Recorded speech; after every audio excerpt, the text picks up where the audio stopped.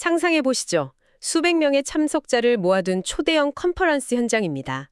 수개월을 준비한 행사에 막이 오르고 VIP 강연자가 무대 위에서 자신 있게 첫인사를 건넵니다. 네, 가장 긴장되는 순간이죠. 그런데 마이크 소리가 턱없이 먹먹하게 들리거나 찢어지는 하울링이 발생합니다. 전날 밤에 빈 강의실에서 스태프들끼리 테스트했을 때는 분명 완벽할 정도로 맑은 소리가 났단 말이죠. 그렇죠. 흔히 겪는 일입니다. 기계가 하룻밤새 고장이라도 난 걸까요? 아닙니다. 사람의 몸과 옷이 엄청난 양의 소리를 흡수한다는 물리적인 법칙을 그 리허설에서 누락했기 때문입니다. 여기서 흥미로운 점은 수많은 조직과 실무자들이 여전히 리허설을 종이 위에 체크리스트를 지워나가는 과정으로 오해하고 있다는 사실입니다. 맞아요. 서류상으로 체크하는 거죠. 네, 방금 말씀하신 마이크 사례처럼 문서상으로나 빈 공간에서는 완벽해 보이는 계획도 실제 현장의 변수 앞에서는 무참히 깨지는 경우가 너무나 많거든요. 아무리 교육 운영이나 행사 기획 경험이 풍부하더라도 대규모 인원이 낯선 물리적 공간에 모일 때는 우리가 통제하기 어려운 변수들이 동시다발적으로 터져 나옵니다. 사실 그게 가장 무서운 부분입니다. 그래서 오늘 심층분석에서는 이 체크리스트의 환상에서 벗어나 보려고 합니다. 지금 이 시간에도 다음 행사를 중계하며 긴장하고 계실 실무자 여러분을 위해서 리허설을 단순한 점검이 아니라 현장 감각을 미리 살아보는 완벽한 시뮬레이션으로 전환하는 방법을 아주 깊이 있게 파헤쳐 보겠습니다. 아주 중요한 주제네요. 그럼 가장 뼈대가 되는 물리적 토대, 즉 장비에 대한 기존의 오해부터 바로잡고 시작하는 게 좋겠어요. 실무자들이 장비 점검을 할 때 흔히 빠지는 함정이 바로 전원이 켜지는가 여기에만 집중한다는 겁니다. 프로젝트에 불빛이 나오면 리허설이 끝났다고 안심하죠. 저부터도 약간 찔리는데요. 보통 강연대 옆에 서서 마이크 테스트 잘 들리네요? 하고 넘어가곤 했거든요. 빈 공간과 사람이 꽉 찬 공간의 음향 차이가 현장에서 그렇게 치명적인 결과를 낳나요? 그럼요. 음향의 물리적 환경 자체가 완전히 뒤바뀌니까요. 텅 빈 강의장의 벽과 바닥에 반사되던 소리들이 300명 이상의 인원이 공간을 채우는 순간? 맞습니다. 사람들의 몸과 옷에 전부 흡수되어 버립니다. 그래서 현장 경험이 풍부한 전문가들은 운영자가 무대 위에서 소리를 확인하는 것을 철저히 금지하고 있어요. 무대가 아니라면 어디서 들어야 하죠? 실제 참가자가 앉을 가장 열악한 위치로 가야 합니다. 객석의 맨 뒤편 혹은 스피커의 사각지대인 구석자리에 직접 서보는 겁니다.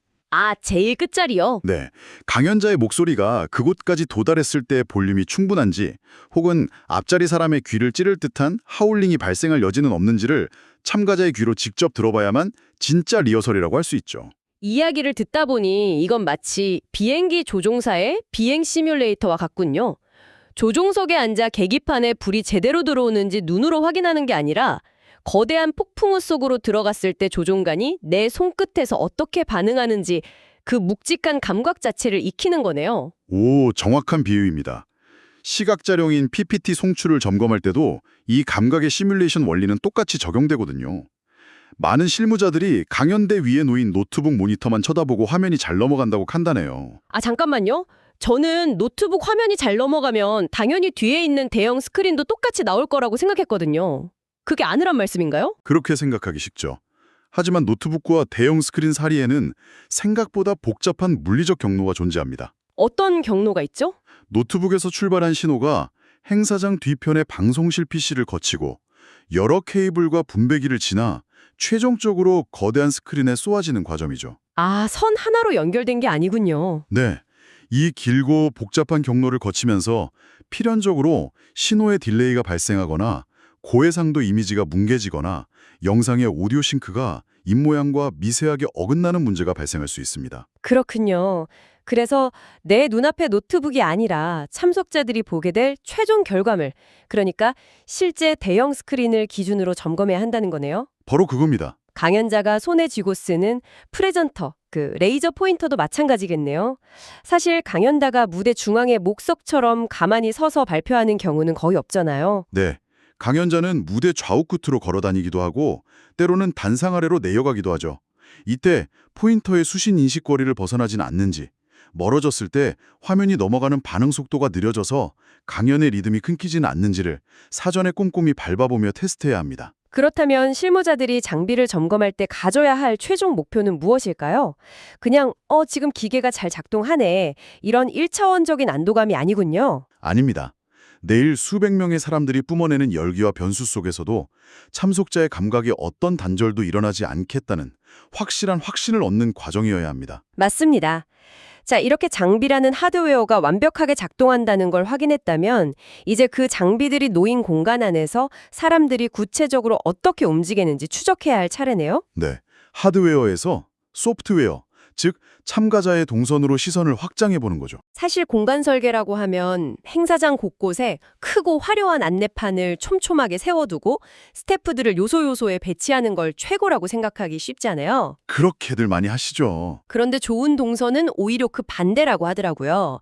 안내판이 없어도 사람들의 발걸음이 물 흐르듯 자연스럽게 목적지를 향하는 구조가 최고의 동선이라는 건데 구체적으로 어떤 의미인가요? 공간을 기획한 운영자의 시선과 그 공간에 생전 처음 발을 들이는 낯선 참가자의 시선은 완전히 다르다는 걸 먼저 인정해야 합니다. 시선이 다르다. 네. 참가자가 행사장 로비에 도착해서 겪는 첫 번째 여정을 떠올려 볼까요? 등록을 하고 참석자 명부에 서명을 하고 무거운 교재를 수령한 뒤에 마침내 강의장 안으로 들어가 좌석에 앉게 되죠. 네, 일반적인 흐름이네요. 이건 하나의 매끄러운 흐름이어야 합니다. 그런데 공간상의 제약이나 혹은 단순히 로비를 미적으로 깔끔하게 보이게 하려고 서명하는 테이블과 교재를 배부하는 테이블을 멀리 떨어뜨려 놓았다고 가정해보죠. 아, 그렇게 되면 서명을 마친 참가자가 펜을 내려놓는 순간 교재는 어디서 주지?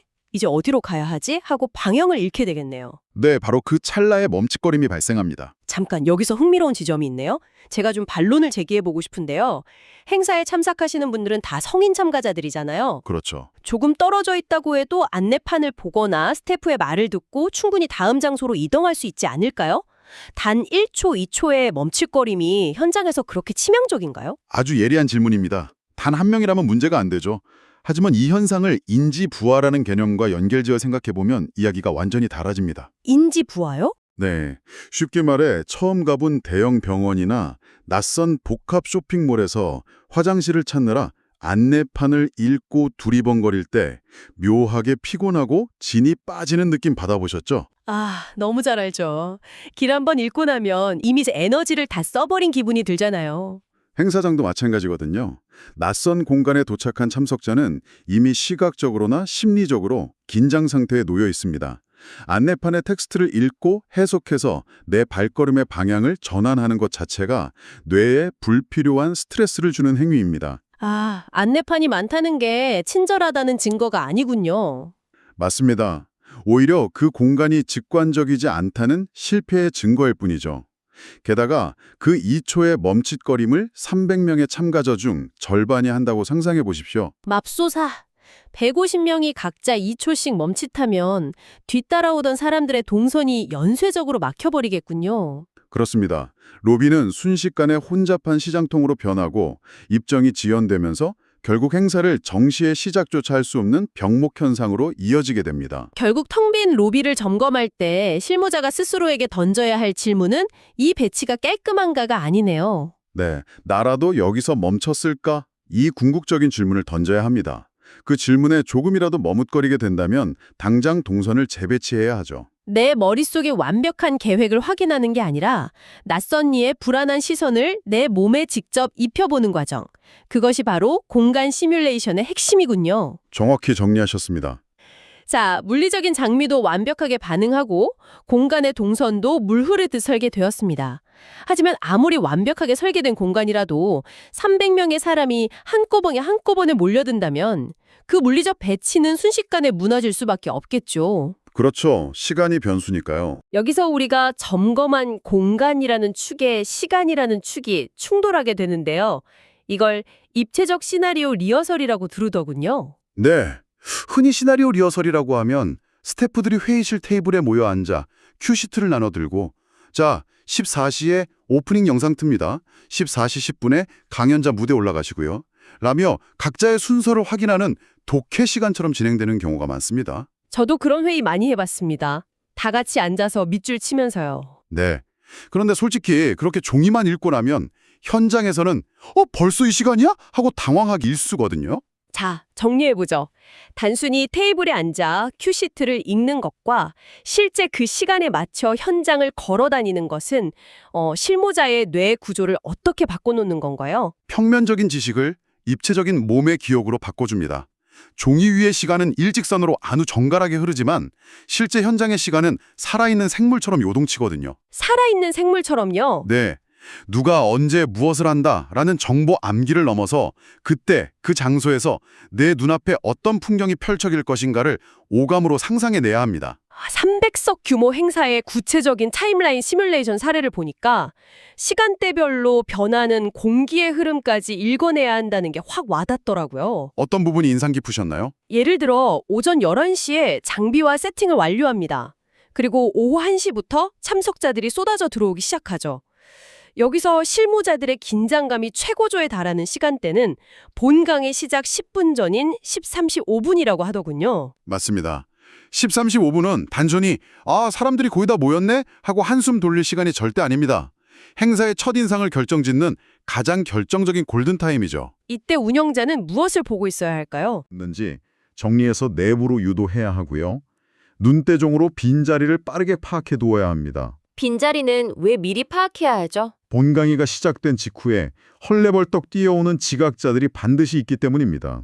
이미 정시에 도착해 집중할 준비를 마친 다수의 참석자들을 방해하지 않으려면 이 뒤늦은 도착자들을 출입문과 가장 가까운 어느 빈자리로 얼마나 조용하고 신속하게 안내할 것인지 그 흐름을 13시 50분에 이미 머릿속에 완성해 두어야 합니다. 와, 10분 뒤의 위기를 선제적으로 차단하는 거군요. 그리고 14시 정각 드디어 막이 오르고 본강의가 시작됩니다. 네, 하지만 운영자는 이때도 쉬지 못하죠. 맞아요. 강연자의 목소리가 울려 퍼짐과 동시에 행사장 밖 로비의 주변 소음이나 다른 행사의 안내 방송이 내부로 새어들어오진 않는지 통제해야 하니까요. 저는 특히 14시 50분, 강연이 중반을 넘어설 무렵의 점검 포인트가 가장 신선했습니다. 14시 50분에 어떤 풍경이 그려주셨나요? 300명이라는 사람이 한 공간에서 50분 가까이 숨을 쉬고 있잖아요. 당연히 내부에 이산화탄소가 쌓이고 온도가 미세하게 올라갑니다. 강연이 아무리 훌륭해도 사람들의 생리적인 집중력이 뚝 떨어지는 마의 시간대라는 거죠. 정확히 짚으셨습니다. 바로 그 시점에 매니저는 강의장 뒷문을 살짝 개방해서 온도를 낮추고 신선한 공기를 유입시켜야 합니다. 단순한 환기가 아니군요. 네, 청중의 뇌에 산소를 공급해 떨어져가는 집중력을 다시 끌어올리는 고도의 심리적 생리적 장치인 셈입니다. 매니저의 표정이나 위치 점검도 이 시간대에 중요하다고 들었어요. 맞아요. 긴 시간 탓에 조용히 화장실을 가기 위해 뒷문으로 빠져나오는 참가자가 있을 때 복도에 대기 중인 매니저가 당황하지 않고 친절한 미소를 띤 채 정일치를 지키고 있는지도 점검해야 할 풍경입니다. 그렇게 치열한 시간이 지나고 15시 30분이 되면 퇴장 동선과 기념품 배부 준비를 하죠. 마침내 16시 20분 모든 일정이 종료되면 수많은 인원이 쏟아져 나오는 각 출입구에 스태프들의 배치에 혼잡을 막아야 하고요. 네, 이렇게 시간의 흐름에 따라 변화하는 현장의 공기를 몸으로 걸어본 운영자는 두려울 게 없습니다. 일정이 밀리거나 앞당겨지는 돌발 상황이 터져도 유연하게 맞이할 수 있죠. 자, 장비, 공간, 시간이 준비되었습니다. 이 모든 완벽한 계획을 현실에서 완성시키는 마지막 퍼즐은 바로 운영 인력이네요. 네, 장비와 공간, 시간의 끊김을 선제적으로 메워주는 게 바로 사람, 현장의 스태프들입니다. 그런데 많은 실무자들이 운영 인력들에게 당신은 등록대 담당입니다. 서명만 받으세요. 라는 식으로 각자의 역할만 숙지시키면 매끄러운 진행이 될 거라고 착각하곤 하죠. 네, 자기 파트만 아는 매뉴얼적인 태도는 오히려 참가자의 흐름을 툭툭 끊어먹는 주범이 됩니다. 서명하는 곳과 교재받는 곳이 분리되어 있을 때 참가자가 서명만 하고 그냥 들어가려 한다면 어떨까요? 10중 8구 뒤에서 소리치겠죠. 저기요 참가자님 옆에서 교재 받아가셔야죠. 이렇게요. 맞아요. 하지만 뒤에서 사람을 불러세우는 행위는 이미 동선이 한번 끊어졌다는 뜻입니다. 참가자에게 작은 당혹감을 안겨준 뒤의 일이죠. 그럼 진정한 프로 운영 인력은 어떻게 해야 하나요? 참가자가 실수하기 전에 그 행동의 흐름을 한 발 앞서 예측하고 유도해야 합니다. 1단계로 등록대 매니저가 신원 확인 후 바로 옆에서 교재 받아주세요 라고 전달합니다. 아, 힌트를 선제적으로 던지는군요. 네, 2단계로 교재 테이블 매니저가 물품을 주며 앞문을 가리키고 입장 안내를 하죠. 그리고 3단계, 4단계는 14시 기준 출입문 개방 타이밍에 따른 동선 통제입니다. 앞뒷문을 열고 닫는 타이밍이요? 그렇죠. 앞뒷 맥락을 아는 것이 유연한 대처를 가능하게 합니다. 그럼 결국 이 모든 건 무슨 의미일까요? 운영자가 단순한 안내 로봇이 아니라 참가자보다 한두 걸음 앞서 말을 걸어주는 상황의 연결자가 되어야 한다는 뜻이군요. 완벽한 요약입니다. 매뉴얼대로 움직이는 것보다 현장에서 가장 먼저 반응하는 사람이 되어야 한다는 뜻이죠. 자, 오늘 다뤄본 깊이 있는 이야기들을 정리해 보겠습니다. 리허설은 결코 단순한 서류 작업이 아닙니다. 장비의 체감, 동선의 예측, 시간의 감각적 습득, 그리고 사람의 행동 흐름을 연결하는 하나의 거대한 현장 시뮬레이션임을 확인했습니다. 네, 이런 보이지 않는 준비가 완벽한 현장을 만드는 통철의 핵심이죠. 오늘 이 심층 분석을 함께 하고 계신 실무자 및 리더 여러분, 고된 현장 업무를 치르다 보면 곁을 지나가던 참석자가 무심결에 이 현장 되게 잘 짜여 있네요 라고 말하는 걸 엿듣게 되는 순간이 있습니다. 그 짜릿한 순간의 가치를 꼭 경험해 보시길 바랍니다. 상대방의 시선으로 먼저 걸어보는 마음이 중요하죠. 전문가님의 말씀에 덧붙여서 마지막으로 여러분이 고민해 볼 만한 화두를 던지며 마무리하겠습니다. 만약 완벽한 리허설이 인위적인 공간 안에서 인간의 행동과 심리를 예측하고 배려하는 고도의 디자인 작업이라면 우리는 이 원리를 행사를 넘어 일상적인 조직 내 업무 프로세스나 소통 공간을 설계할 때 어떻게 적용해 볼 수 있을까요? 내일 출근하시면 여러분의 팀원들이 일하는 동선과 흐름에는 어떤 멈칫거림이 있는지 한번 관찰해 보시기 바랍니다. 지금까지 심층 분석이었습니다. 함께해 주셔서 감사합니다.